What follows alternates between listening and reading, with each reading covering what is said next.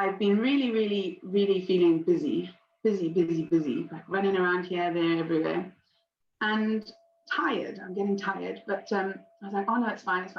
And then this week, the tooth fairy forgot to come for one of my children's teeth. And it was so interesting that, like, as it was kind of playing out in the morning, I was like, oh my goodness. But it was such a lovely reminder of wisdom and the first responder. Like, okay, well, in that situation, I don't know what I'll do, but you just do, you pick up, you do. And it's such a like a small example, isn't it? But like, you know, I salvaged the situation and everybody was happy. And, you know, I don't even, it was quite funny what we said. I think I managed to find the money that she'd left. Oh dear, you just didn't see it. And then it was raining, so her wings were really wet, so she couldn't carry the teeth away. She came back for it later on in the day, you know, and it's like, okay, where that came from, was it right? No, but it was kind of dealt with, and the outcome was all right. But what's really funny is that I could have gone into this like pit of, oh my God, I'm such a useless mother, because, you know, you only got a few jobs and like, hello, you failed with that one. But I didn't. It was like, oh, well, that was interesting. Maybe it's a sign that, yes, your mind's not quite with your life at the minute. But every single parent I've spoken to about it since has said, yes, they've done the same thing. I never knew that. I never knew that was like a thing. And it's quite funny now, you know, like, it was interesting to me how, first of all, how wisdom played out in the moment. And then also how easy it could have been one way or the other, but how much more relaxing it was to not go down that judging route of myself thinking I'm the worst mother, and then how freeing to see that everybody's the same. Again, we all do this stuff. We all get caught up in busy minds. We all forget things, and then we all just deal with it and move on. You know, it was just such a small example, but it was huge. Like in the life of a 6-year-old, it's a huge thing. You know.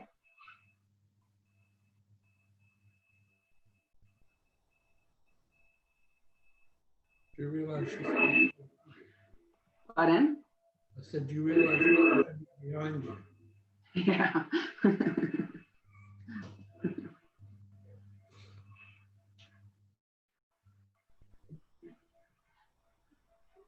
I wondered, yeah. No, sorry, Sandrine, yeah. Like, I'm gonna ask a stupid question. Why was it like such a big deal for your daughter?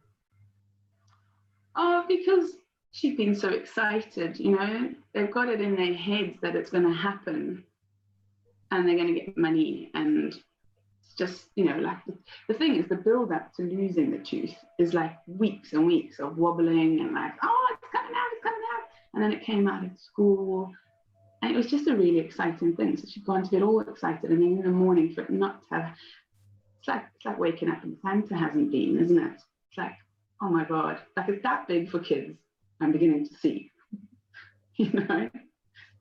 And I suppose it's like us as well, isn't it? We build things up in our heads, and we have that expectation of how things are going to go.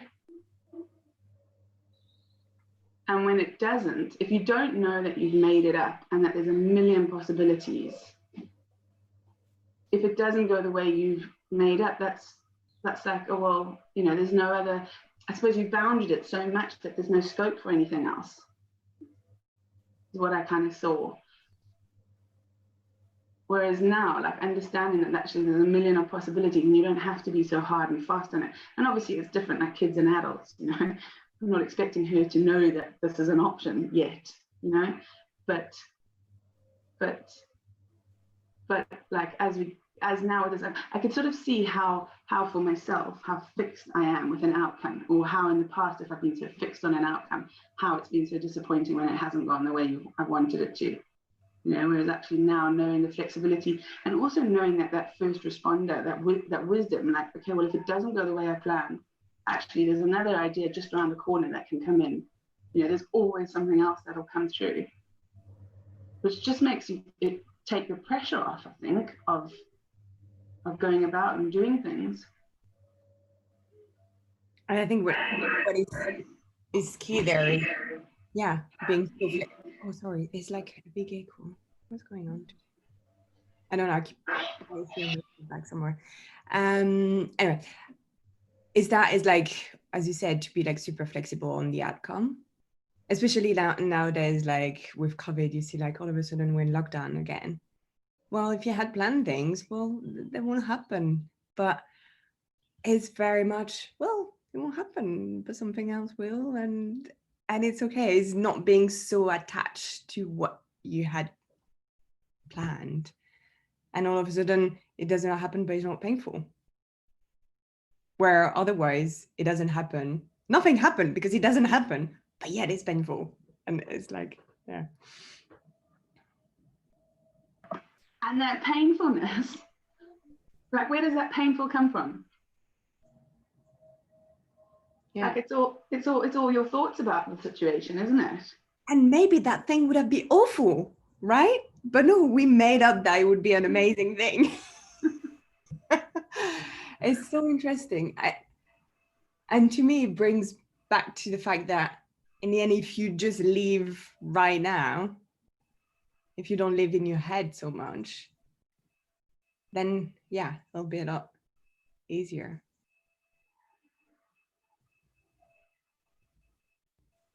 I said that because, like, was it last week? I don't think I told you that story.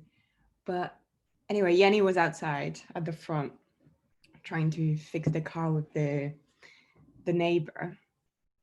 And at some point, I was upstairs working. And at some point, Yenny comes upstairs like, Sandrine, come. The dogs ran out. I was like, okay. But it was like in a state, ran back downstairs. The neighbor was there. Another neighbor was like, I'm looking for your dog. Another one was, I was like, oh my God, the whole street is looking for my dog. And I was like, okay, let me take some proper shoes, put a jacket on because it was raining, close the house. Anyway, I did all that. And then I was looking, I was like, okay. Anyway, I'm sure I'm going to find it either like in a bin somewhere, it's fine food, and it's going to be, or like we're going to start hearing him because he met another dog and he hates other dogs. He's not a dog friendly dog. And at some point I started walking towards the main road and I was like, oh gosh, yeah, Remy is not good with crossing the street and looking left and right? And I was like, well, whatever happened, like, I don't know, I was so calm and I was like, I should be stressed because the whole street was stressed about my dog. And I was like, I'm not. I was like, if something happened to the dog, well, it's awful, huh? But like, I felt that's what should have happened that day. I was like, if it didn't, it didn't. But I was like, okay, let me just keep walking around. I walked all around. And in the end, one of the neighbor called and it just came back in front of the house all wet and shaky, like, oh my God, what did I do? But Yanni was in such a state, even once the dog was back.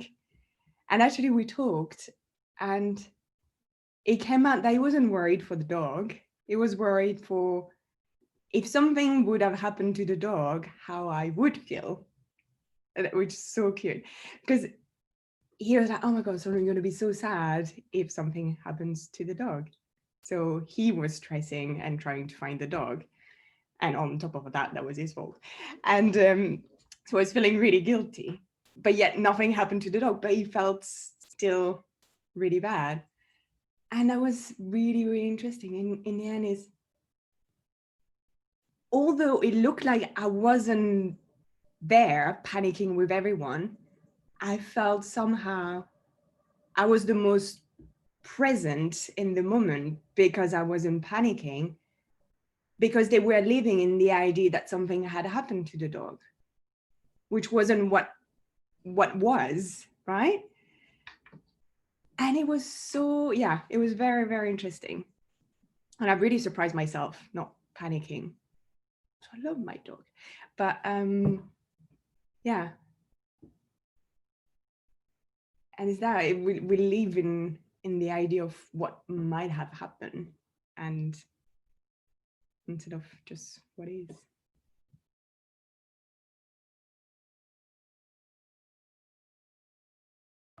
I'm very glad the dog was okay. But so interesting that for me, the most interesting part of that was you saying that he was worrying about what he thought you would be thinking. Like, and how different that was, you know? And that's what we do, isn't it? We live in our own made up thinking about the other person's experience, not knowing what's actually going on.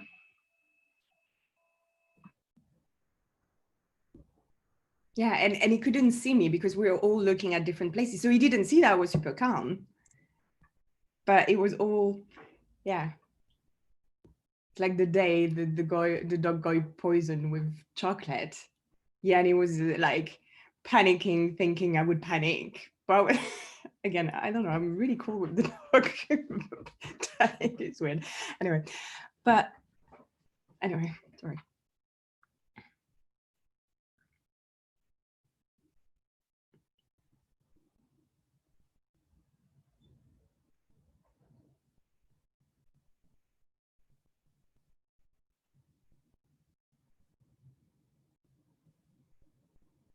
What I like in all of those stories,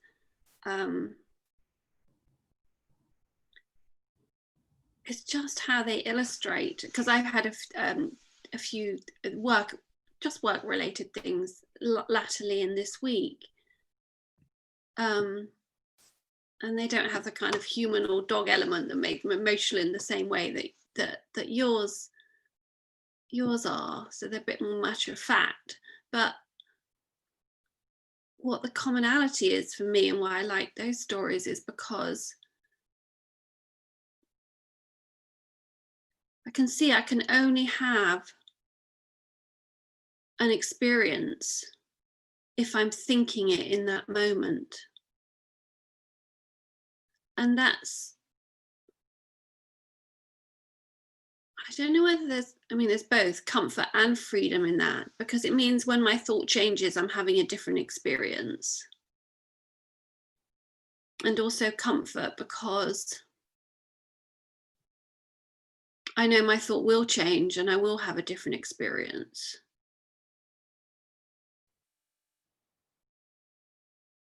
And I don't have to wait for something in the outside world to change, because actually what's creating my experience is what I'm experiencing through the creation of thought. And Bron, just to go back to your story, what I also really like when you said you can't,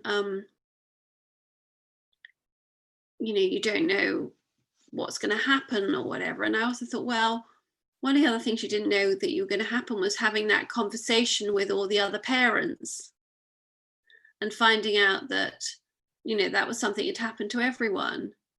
So again, it's just a small part of it, but it's an unknown part of the whole of what happened, was to have that part of it too.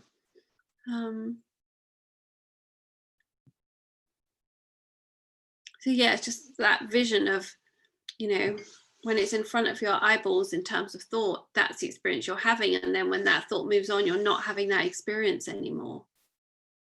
As opposed to experience being specifically tied to a specific circumstance.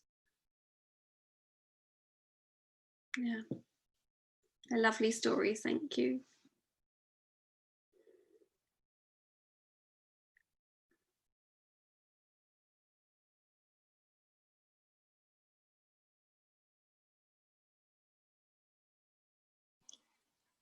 One of the things that I think never fails to be interesting is how sneaky thinking is, though, and how it can just, you see it when you see it. But I found myself a lot this week being, oh, I know it's my thinking, but, and I've seen that so many times that when when I'm saying that to myself, well, clearly I'm not saying that it's my thinking, because I wouldn't be saying that if I was. But just how persuasive it is, and you know, the stories that you've given are brilliant examples of when you see it. And it's the bit like how different it is when you don't see it. And what was interesting for me this week is the feeling was off quite a lot. And I wasn't feeling terrible, but I was feeling busy and rushed and like I didn't have enough time, had too much to do. And yet I didn't spot it for a long time. And it just how persuasive our thinking is, and how it just, how we just get caught up.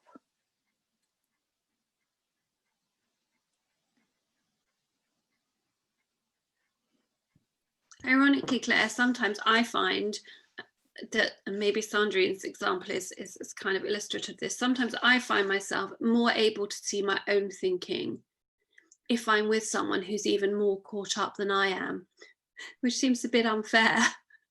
But I think experiencing how caught up other people are sometimes, and I don't know whether that's a design of the system where it's like, well, actually it needs some people not to be caught up, so that's kind of how it all works out. But sometimes when I'm with people who are really, really caught up, I'm like, oh, I can so see what's going on. That helps me not to get into that headspace. Whereas if I'm just on my own, in my own headspace, then that can get quite busy quite quickly. So, yeah. As the spider in the room theory. That's how I call that. I don't know, I made that up. But you know, when there is a spider in a room, right? Like if I'm alone, I'm like, well, there's a spider. If my husband is here, he's like, yay, there's a spider.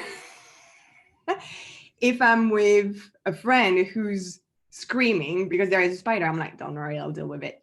You know, I'm taking my little glass and shoop. But it's so funny. And is relating to that. If the others is like more scared than you are, then all of a sudden you drop. Yeah. Yeah, which points to there not being a fixed experience of, in this case, spiders. There's not a fixed experience. It's always a changing experience because it's whatever you're experiencing through thought in the moment. Even your fear of something. Yeah. Yeah, it's a great example.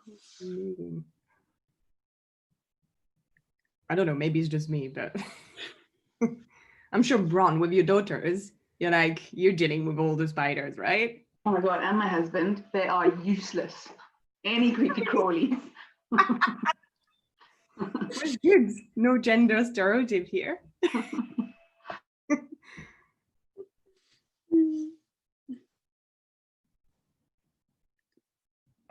Although I draw the line at granny greys, and my daughter's quite happy to pick them out. Oh, I hate them. They're like little wood lice.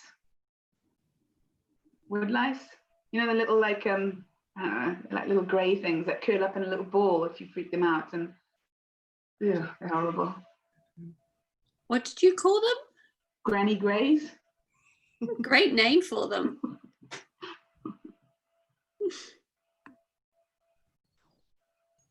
I'm loving this conversation because I had an experience this week as well where I was talking with a group of people who've been bereaved through homicide. And it was so interesting to see how, and obviously I have as well, so if anybody's listening, my brother was shot and killed. And it was interesting how, it was interesting to see how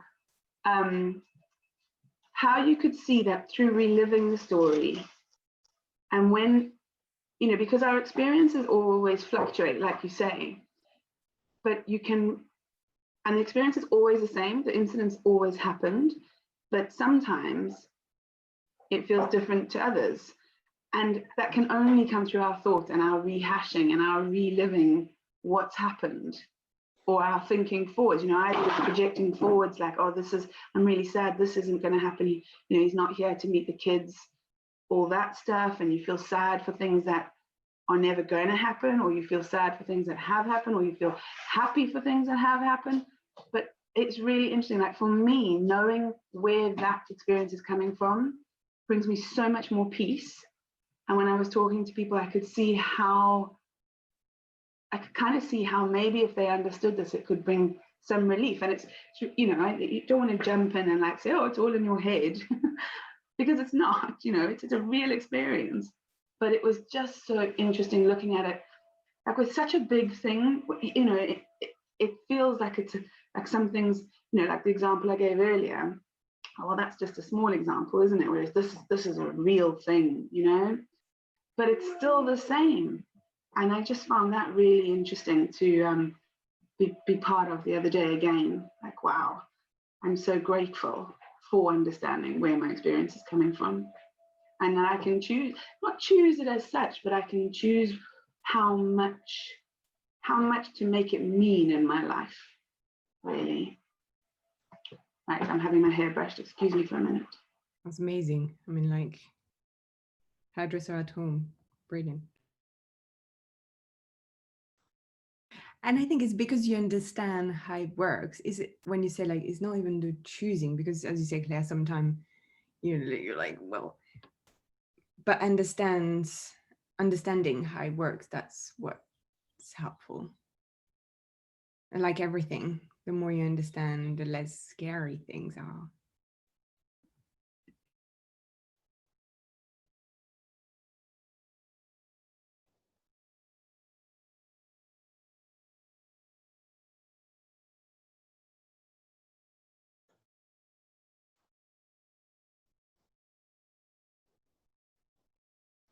Also, there's something that's occurring to me, it might not come out very clear, but there's something occurring to me that if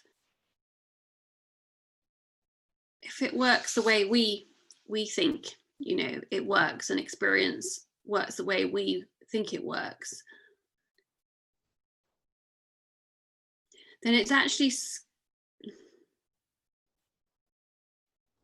then trying to deal with it in a way that's different to that, because it doesn't work like that, isn't going to be effective. And that's where the frustration comes in, and the feeling of lack of control, because you're trying to apply a methodology of dealing with something that's just never going to work.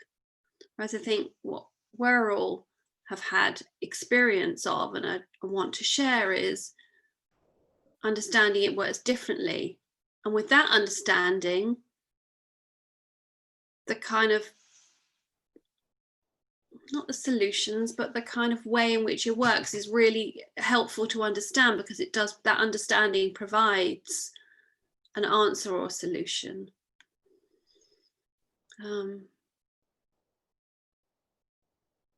Yeah, so I can see on the times when I get really frustrated or really caught up, and I'm looking in the wrong direction for a solution, I can see now what's happening. A, it's not going to provide me with a change of, feeling. It's not going to change me with a solution, not going to give me a solution. And worse, it's a kind of door that I could push on forever and nothing's going to change until the natural process changes, which is the natural process, which is thought changing. But that's going to happen without me continually pushing on that door, because that's what happens anyway.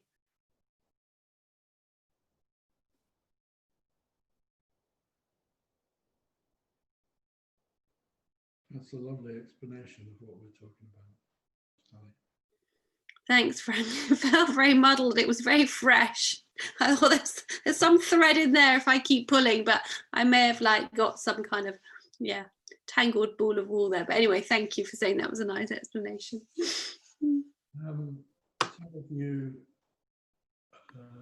were on the call with Aaron and Leela earlier. You're really quiet, Frank. Sorry? That's better. Quiet. Yeah, shut out your computer. Aaron and Leela early in the week, and Aaron, I think it was in response to something Carol has said, but Aaron explained something that I heard in a way I hadn't really kind of noticed that before. And it's back to your point, Sally, about understanding how it works. But he was pointing to the fact that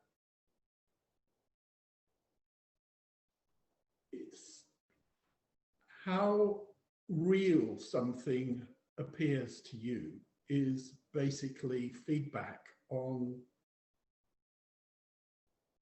how stuck you are, really. These aren't the words he used, but it was kind of my interpretation on it. So if you look at Sandrine's story with the dog, she was very much at the free end of things, because she had a perspective that reality could go in all sorts of places. She was not locked into a reality that said this could go disastrously. She just saw that as one of dozens of possibilities that could explain where her dog was and how he would show up. But when we're stuck, when we're we're in a funk and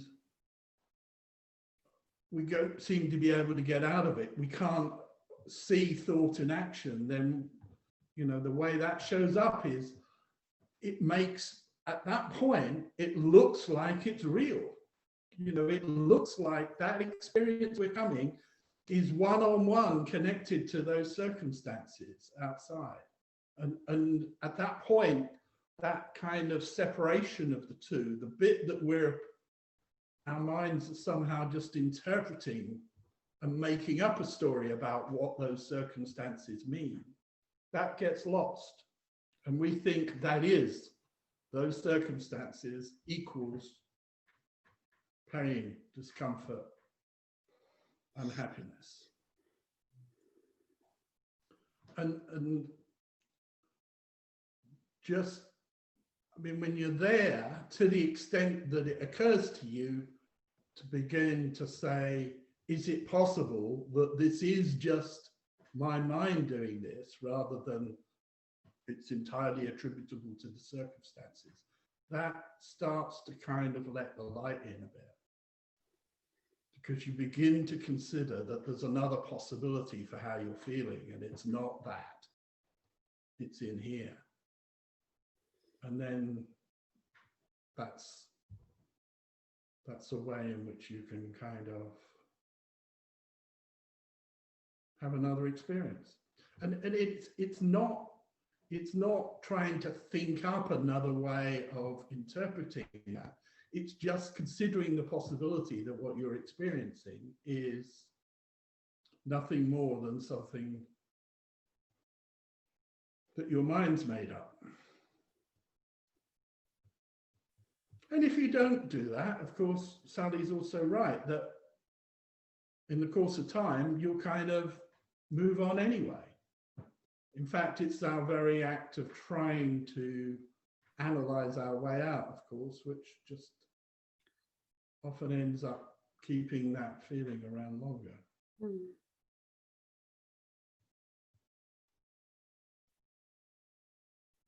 That's how it looks to me, anyway. Mm.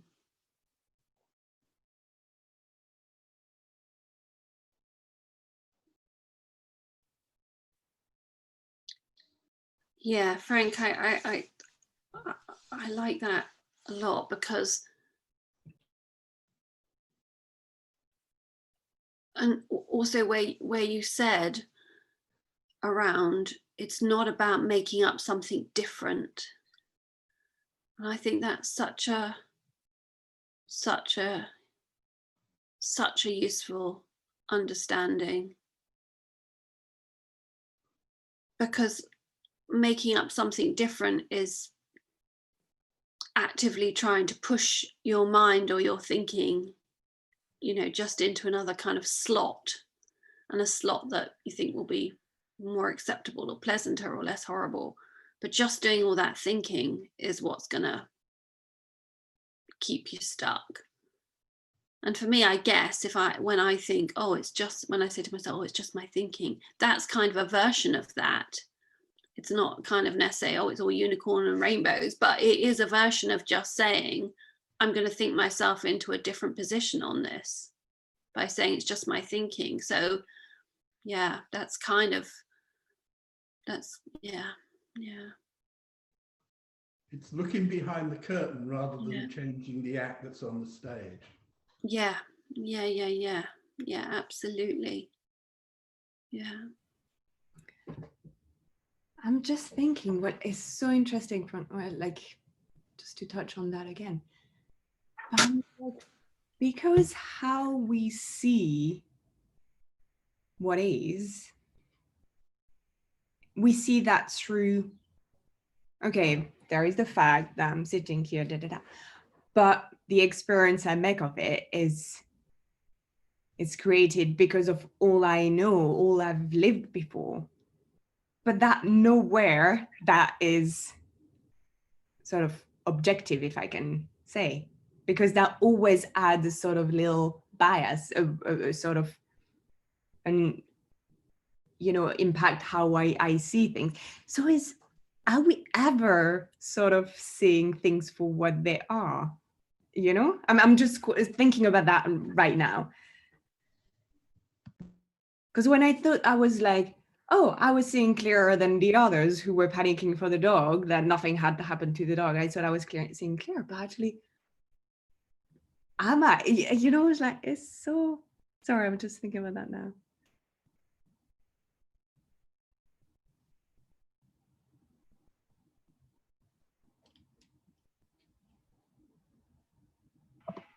Say a bit more. Me? Oh, Yeah. I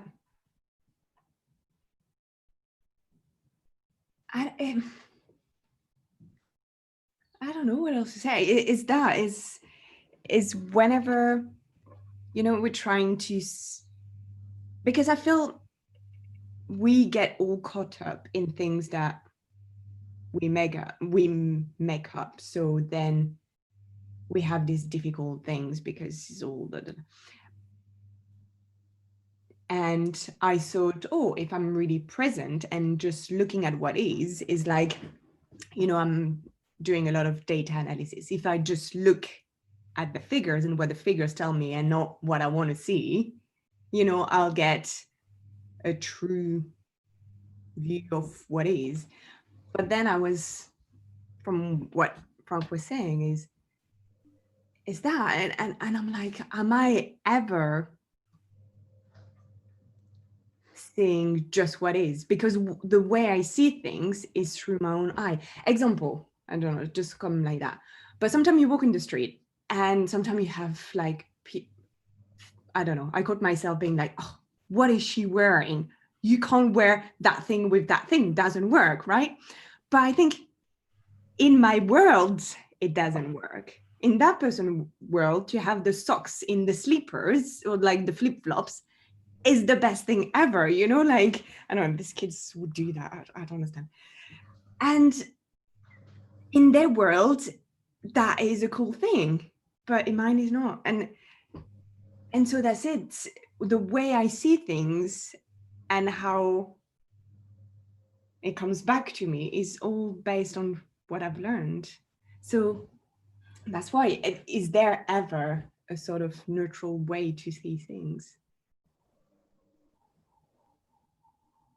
Well, what you're saying, what you're just doing is seeing deeper, that there's more, because in a sense, all we ever see is what we see. So as you've moved through, you've seen things that before used to look difficult, and now they look straightforward. But what you can't see is what you're still, in a sense, making up about things. Because in a way, you could say it is all neutral. But even the neutral, in a way, is just another layer.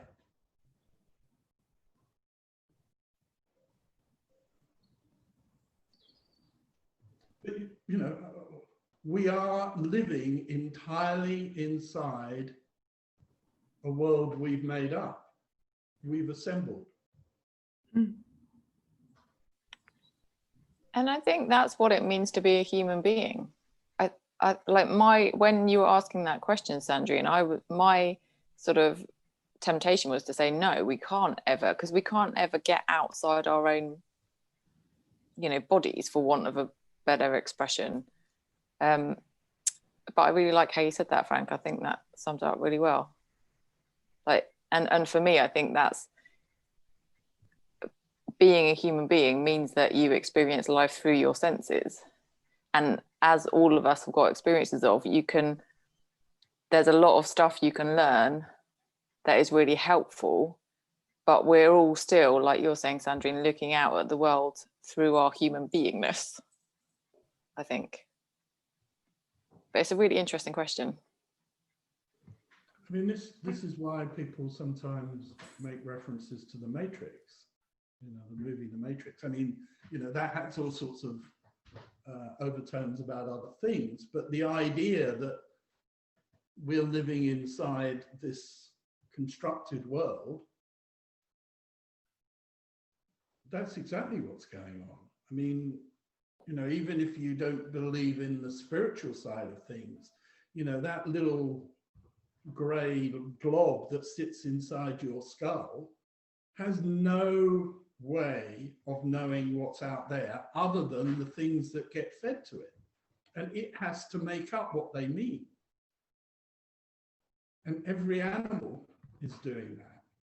It's in a sense got a kind of virtual landscape which it uses to navigate the world.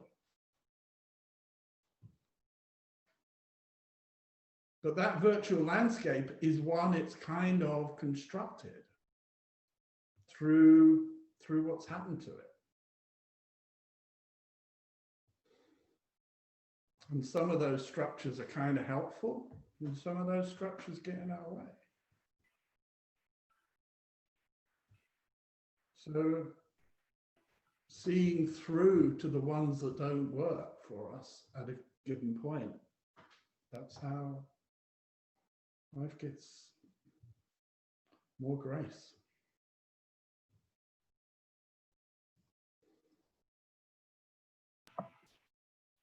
It occurs to me as you're talking as well that there's like that state of mind, isn't it? Like the change then is your state of mind and your clarity around, because even when wisdom comes through, it's coming through as thought. Like, you know, if you do anything with it, it's thought.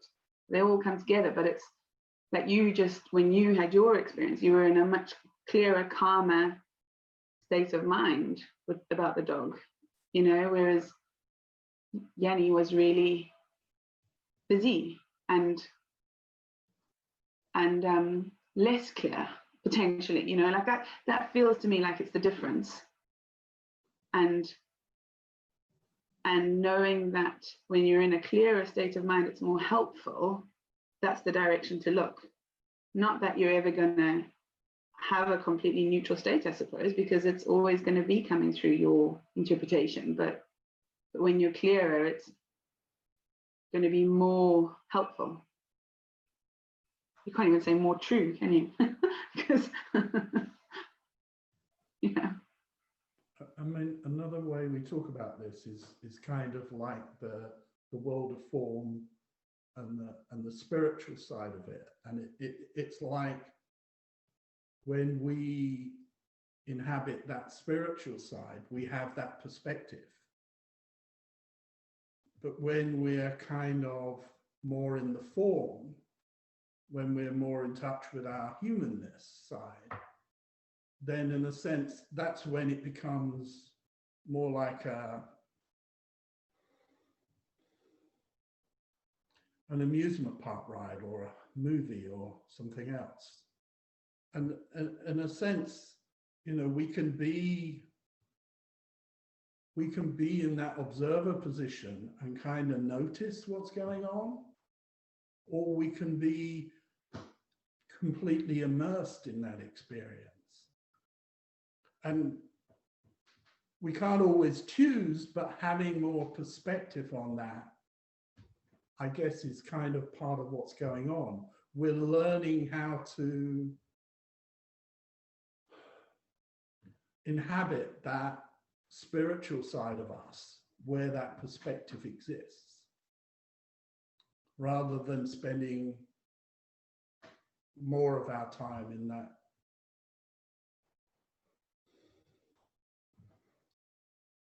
But you know, hearing some of the people talk about this that have been around this for a long time, it doesn't seem to me, I mean, everybody likes being in the spiritual well-being side, but I don't think anybody is also willing to give up the human side.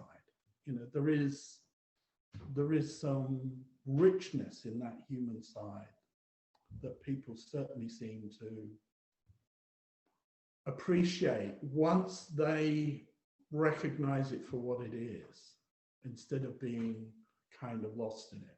I guess it's the same way that we enjoy a movie and we can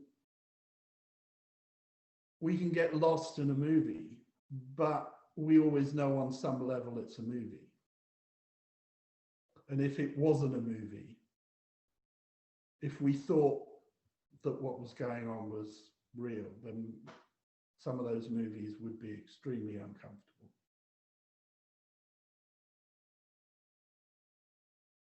I don't know where all this is coming from. I'm just talking, sorry.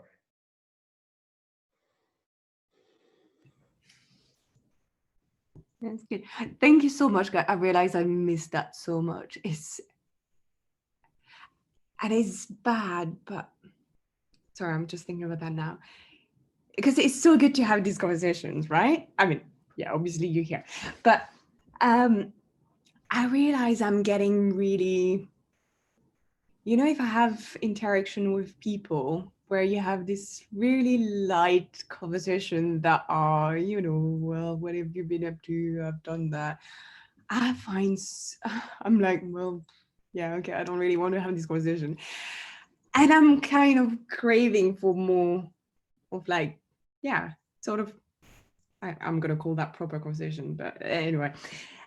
And it's so bad that there are people who are like, I don't want to see you because I know we're not going to talk about anything else. We're going to talk about what I've done. And is it bad? I'm like addicted to, anyway. No, I think it's great. You want to rip into people's souls straight away. No,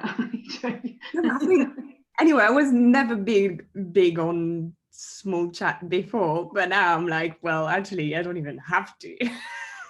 But it's so interesting. Do you find that you're having more meaningful, deeper conversations with people that you wouldn't before because of the listening aspect? I found it depends. And that's the thing. Sometimes it goes and then we go on these like conversations about anything.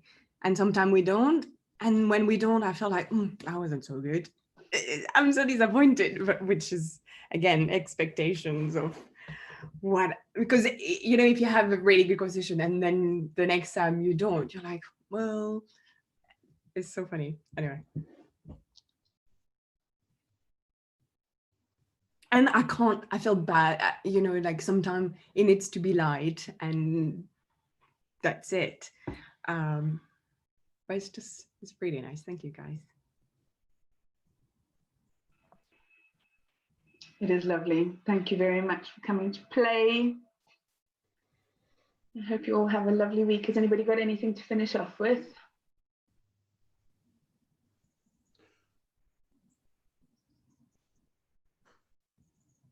Okay. Thank you. Take care, and we'll see you all again next week. Thank you. Bye-bye. Bye.